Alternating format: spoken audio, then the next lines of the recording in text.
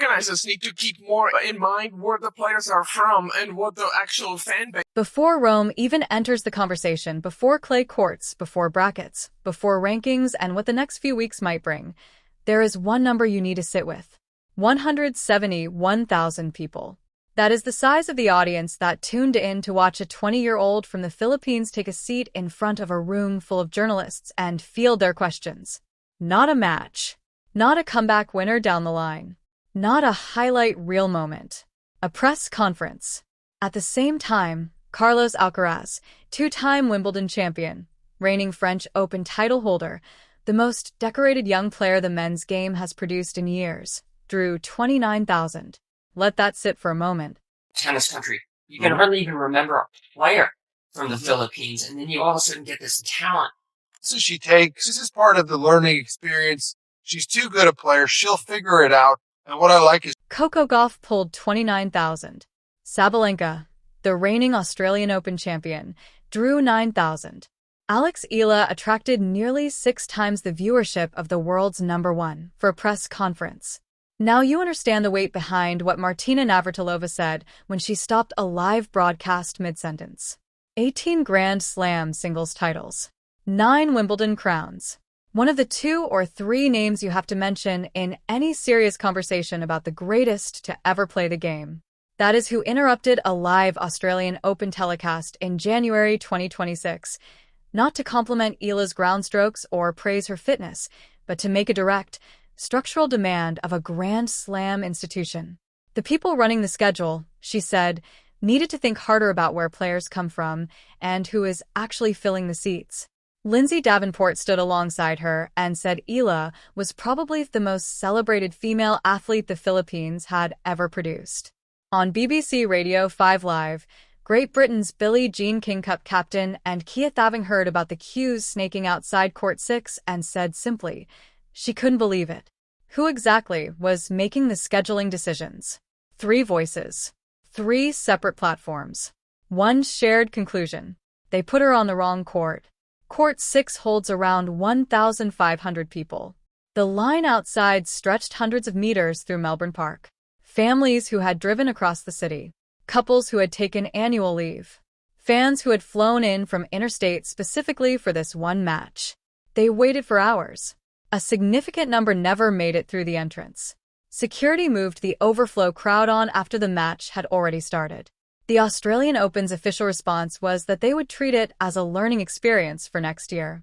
That single sentence tells you more about where women's tennis stands in 2026 than almost anything else said publicly about Eala. Because that tournament had every data point available to it. The record-breaking press conference numbers, Melbourne's Filipino community of 60,000, social media engagement that no player outside the top 30 had ever generated. And it still needed a crowd crisis to teach it the lesson. That wasn't a scheduling error. That was a failure of imagination. Meet Vivi, a Filipina living in Sydney. She traveled to Melbourne not for the Australian Open broadly, not for a holiday, not even for tennis as a sport. She went for one match, specifically for Eala.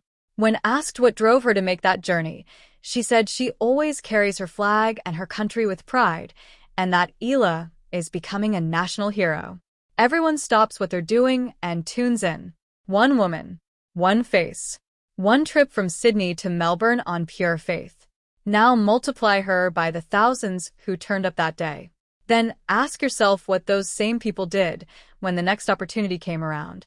As of this week, before a single competitive point has been struck in Rome, footage and reports are already surfacing of thousands of Filipino supporters gathered outside the Foro Italico. Eala was filmed personally thanking fans who had made the journey to Italy before the main draw had even begun. Ticket demand has climbed sharply. The scenes forming outside those gates look immediately familiar because those supporters didn't wait for a result. They didn't wait for a ranking to justify the trip. They booked flights to one of the most historically significant cities on Earth on belief alone. And in this story, belief has a pattern of being repaid. Go back 8 days. April 24th, 2026. Eala walks off the clay in Madrid after losing 2-6, 1-6 to Elise Mertens in under an hour. No third set, no dramatic tiebreak, No scoreline with a moral victory quietly tucked inside it. It was her third consecutive clay loss of the season. Her ranking, which had climbed to a career high around 29, had slipped back toward 44. The clay had not been cooperative. She had a clear, sensible option in front of her. A WTA 125 event in Catalonia, smaller draw, lighter competition, accessible ranking points. The kind of tournament a player in her position takes to reset confidence and protect her standing. She skipped it entirely. She pointed herself at Rome, the largest clay event outside Roland Garros, the deepest women's field in tennis outside a Grand Slam, a tournament where she had exactly 20 points to defend, having lost in the first round 12 months ago. Which means every single win at the Foro Italico is pure accumulation. Nothing to protect. Nothing to seal. Only forward. Greg Rosetsky, the 1997 U.S. Open finalist, addressed her clay run directly on his podcast. The losses, he said, are part of the process. She's too good a player, she'll work it out. What stands out is the resilience. The choice she made after Madrid reveals more about who she is than any scoreline could. She didn't go where it was safer. She went where it mattered. And what Rome represents this week extends well beyond one player and one draw. When Li Na won the 2011 French Open, she unlocked a Chinese tennis market the WTA had been carefully trying to cultivate for years through conventional channels. One player, one title, one cultural moment that fundamentally shifted the sport's commercial reach across an entire continent. Tournament directors are now reaching for that comparison when they discuss Eala, because the Southeast Asian diaspora spread across Melbourne, Dubai, Riyadh, Rome, and Los Angeles doesn't only represent passionate supporters. It represents a commercial infrastructure the sport has never come close to fully activating. The Italian Open is also navigating its own significant moment. FITP President Angelo Bonaghi has publicly and persistently argued that Rome deserves recognition as a fifth Grand Slam. What that campaign needs, beyond prize money and infrastructure, is global visibility. The kind that materializes when an entire nation pauses on a Tuesday afternoon to watch what's unfolding at the Foro Italico. After Rome comes Roland Garros. Then Eastbourne, where Eala was a finalist in 2025. Then the grass season. And eventually the Australian Open 2027, the tournament that very publicly promised to take Melbourne as a lesson. That moment will be the real reckoning. Either the institution delivers, or the promise quietly dissolves into the kind of careful organizational language that ultimately protects no one. Rome is the first checkpoint. The fans who believed in Alex Eala before the rankings reflected it, who followed her scores when the broadcast streams were patchy and the courts were small, were never chasing a dream.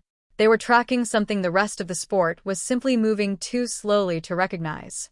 The Foro Italico is the latest venue catching up to what that community already knew. So the question worth leaving in the comments is this: if Eala reaches the quarterfinal in Rome, does Italian tennis give her the showcase court she has already demonstrated she deserves? Or does the Foro Italico make the same call Melbourne made in January? The next several days will answer that.